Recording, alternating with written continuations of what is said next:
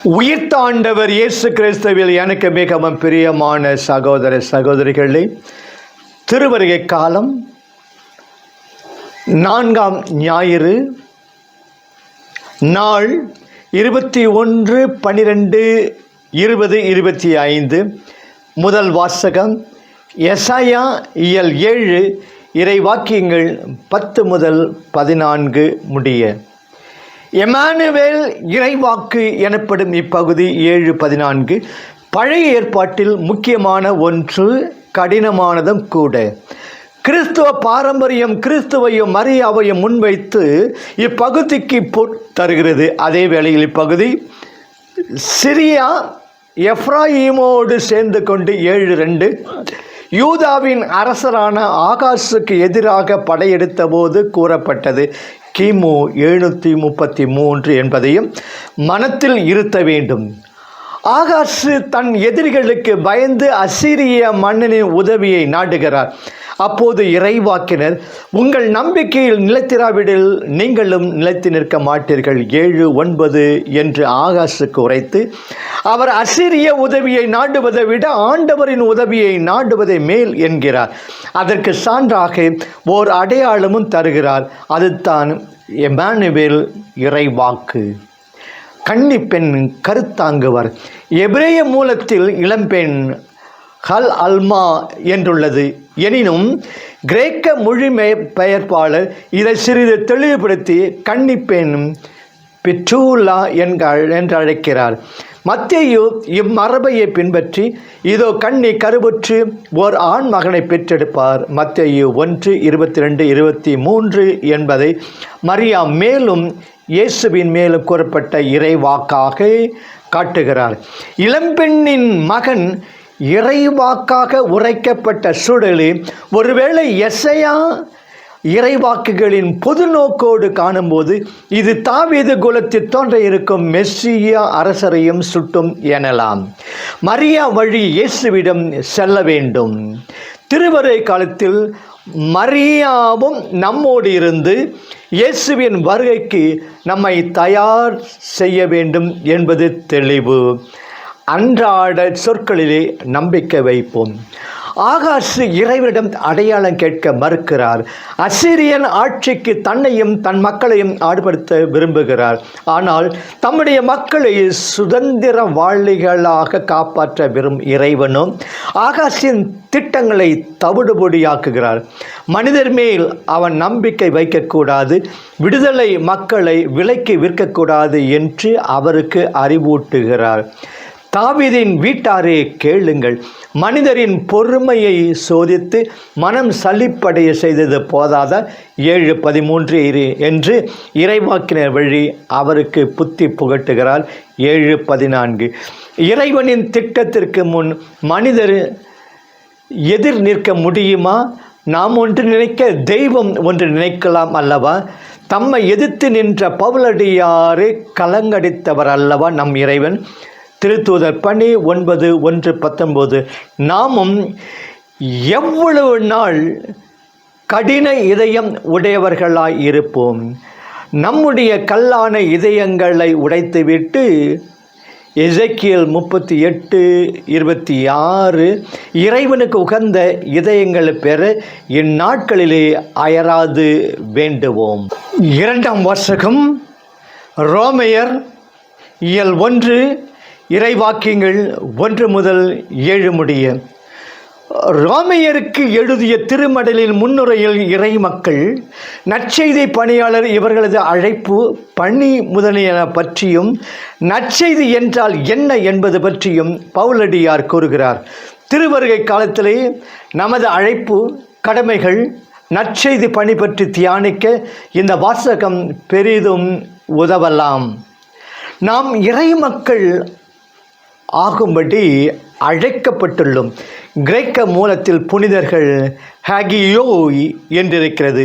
கிறிஸ்துவ வாழ்வுக்கு உரியோரே புனிதர் எனப்படுவர். பவுலடியார் கிறிஸ்துவர் அனைவரையும் இப்பெயராலேயே அழைக்கிறார். 1 கொரிந்தியர் 1:2, எபேசியர் 1 கொலோசியர் 1:1 தூய சொல் மலர்பொறி நலன் நுகர்த்தரு புனிதர் பேரலை என்று பெரிய புராணம் கூறுகிறது. நாம் அனைவரும் இறைவனின் பணிக்காக ஒதுக்கி வைக்கப்பட்டவர்கள், ஒப்பு கொடுக்கப்பட்டவர்கள், பிற இனங்களிலிருந்து பிரிக்கப்பட்டு இறைவனுடைய வழிபாட்டுக்கு தேர்ந்தெடுக்கப்பட்ட இஸ்ராயலர் புனிதர். விடுதலை பயணம் 10:6 எனவும் அர்ச்சிக்கப்பட்டவர் எரேமியா 2:3 எனவும் அழைக்கப்பட்டனர். இந்த அழைப்புக்கு ஏற்ற வாழ்வை நாமும் வாழ வேண்டும். நாம் கடவுளின் அன்பை பெற்றவர்கள்.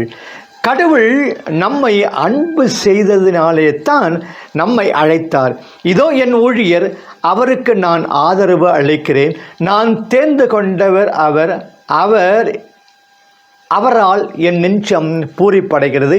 எஸ்ஐயா 42:1 இவரே என் அன்பார்ந்த மகன், இவரிடம் நான் பூரிப்படைகிறேன். மத்தேயு 17:5 என்ற சொற்கள் கடவுளின் ஊழியனுக்கும் கிறிஸ்துவுக்கும் கூறப்பட்டன. எனினும் நமக்கும் இவை பொருந்தி அமையக்கூடியவை. நாம் கடவுளால் அன்பு செய்யப்படும் சகோதரர்கள். தொடக்க நூல் 1:4 நீங்கள் கடவுளால் தேர்ந்தெடுக்கப்பட்டவர்கள், அவரது அன்புக்குரிய இறை மக்கள். கொலோசியர் 3:14 என்கிறார் பவுலடியார். என்னே நமது மகிமை, என்னே நமது உயர்வு. இந்த மகிமைக்காக இறைவனுக்கு நன்றி கூறுகிறோமா? இந்த மகிமைக்கு ஏற்ற அன்பு வாழ்வு வாழ்கிறோமா? இறைவன் நம்மை தேர்ந்து கொண்டு அன்பு செய்தாராயின் நாமும் இறைவனுக்கும் பிறருக்கும் அன்பு செய்ய கடமைப்பட்டவர்கள் இல்லையா? நாமும் பவுலடியார் போன்று கிறிஸ்து இயேசுவின் பணியாளர்கள். கிரேக்க மூலம் அடிமை டுல்லோஸ் என்கின்ற சொல்லை பயன்படுத்துகிறது. என்னை நினைந்து அடிமை கொண்டு என் இடர் கொடுத்து 11ஆம் திருமுறை. அடிமை விலை கொடுத்து வாங்கப்பட்டவன். அவனுக்கு சுய உரிமை கிடையாது. அவனுடைய உடைமையெல்லாம் அவருடைய தலைவர் உடையன. நாமும் கிறிஸ்துவின்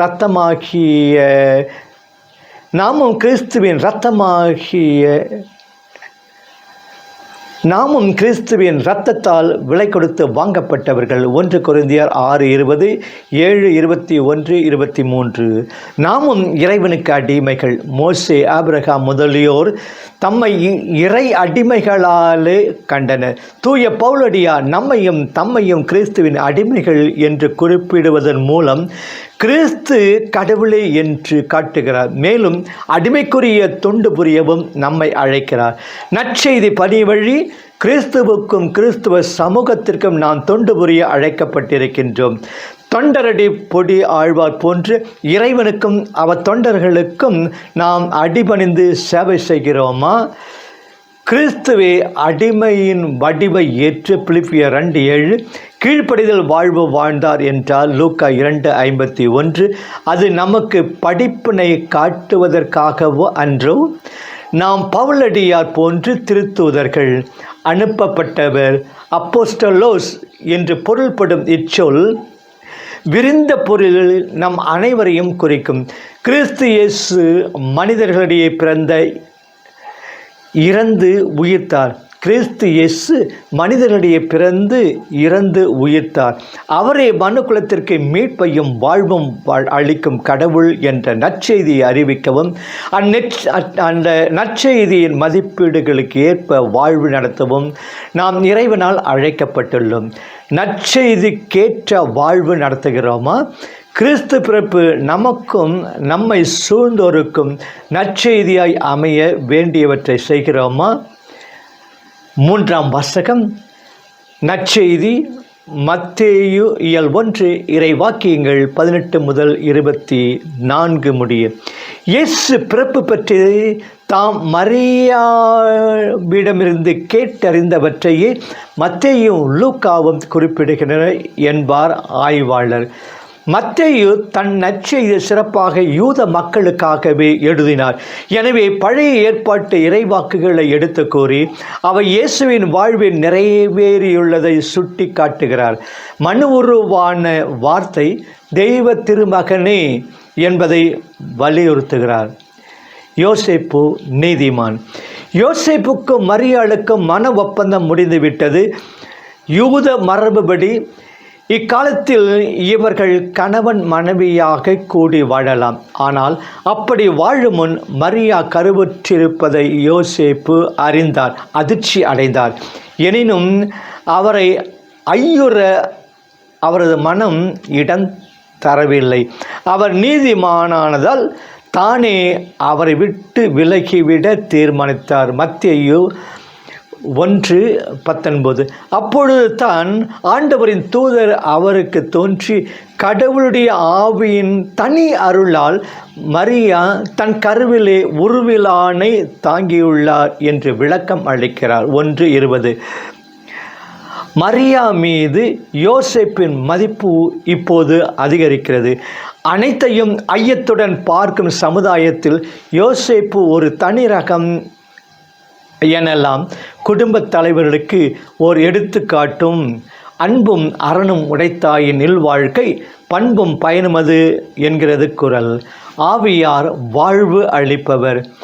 இஸ்ராயலின் மரபுபடி கடவுளின் ஆவி படைப்புடன் தொடர்பு கொண்டதாக கருதப்படுகிறது. நீர்த்திரளின் மேல் கடவுளின் ஆவி அசைந்தாடி கொண்டிருந்தது. தொடக்க நூல் 1:2. உமது ஆவியை நீர் அனுப்ப அவை படைக்கப் பெறுகின்றன. மண்ணகத்தின் முகத்தை புதுப்பிக்கின்றே. திருப்பாடல் 104:20. இறைவனின் ஆவி என்னை படைத்தது. எல்லாம் வல்லவரின் மூச்சு என்னை வாழ்விக்கின்றது. யோபு 33:4. இறை வார்த்தை மனு உரு எடுக்க துணை புரிந்தவர். இதே இறைவனின் ஆவி என்பது வானதூதரின் கூற்று. பாவ வாழ்வார் செத்து மடிந்து கொண்டிருந்த சமுதாயத்திற்கு புத்துயிர் அளிக்கும் புது மனிதர், இறை மனிதர் இவ்வுலகில் தோன்றிவிட்டார். அவரே இயேசு இம்மானுவேல். இறைவன் நம்முடன் வாழ்கிறார். மத்தேயு 1:22-23. இதுவே கிறிஸ்து பிறப்பு விழாவின் மைய பொருள். இறைவனின் வாழ்வை கிறிஸ்து வழியாக பெற்று வாழ நமக்கும் தூய ஆவியின் துணை தேவை என்பது இந்த வாசகத்தின் முடிவு. இயேசு மீட்பளிக்கும் இம்மானுவேல். அருள்பொழிவு செய்யப்பட்ட கிறிஸ்து பிறப்பிலே சிறப்புடையவர். இவரது பிறப்பிடமும் பின்னணியும் முன்னரே அறிவிக்கப்பட்டுள்ளது.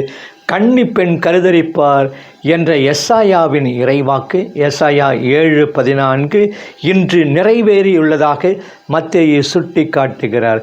இவருக்கு இயேசு என்று பெயரிடுவீர் என்றார் வானதூதர். இயேசு என்றால் மீட்பர் என்பது பொருள். மத்தேயு 1:21.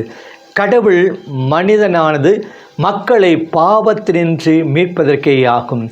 பாவத்தின் பயங்கர விளைவே இவ்வுலகில் தோன்றியுள்ள அத்துணை துன்பங்களாகும். துன்பத் துயரங்களால் கட்டப்பட்டுள்ளனர் மனிதர். ஒருவர் ஒருவருக்கு அடிமையாக வாழ்வது, உழைப்பாளியின் உழைப்பை உறிஞ்சிக்கொண்டு தக்க ஊதியம் அளிக்காமை, சாதி அடிப்படையில் ஒருவர் மற்றவருக்கு பணிந்து நடக்க வேண்டும் என்ற கட்டுப்பாடு ஆகிய அனைத்தும் கொடுமையான தலைகள். நாம் இயேசுவின் மீட்பால் அடிமைத்தன்மை நீங்கி இறைவனை தந்தாய், அப்பா என்று அழைக்கும் உரிமை பெற்றுள்ளோம். ரோமையர் 8:15, கலாத்தியர் 4:6. இயேசுவின் வருகையில் நாம் முழு விடுதலை அடைந்துள்ளோமா? இயேசுவின் சீடர்களாகிய நாம் மக்களின் முழு விடுதலைக்காக உழைக்கின்றோமா? பாவத் தலையிலிருந்து விடுதலை அடைய ஏற்ற காலம் இதுவே. இம்மானுவேல் இறைவன் நம்மோடு இருக்க வேண்டுமானால் நாம் மனம் மாற வேண்டும். தூய ஆவியாருக்கு நம்மில் முதலிடம் கொடுக்க வேண்டும். இதற்காக இறையருள் வேண்டுவோம். ஆண்டவர் இயேசு நம்மை நிறைவாக ஆசீர்வதிப்பாராக. ஆமென்.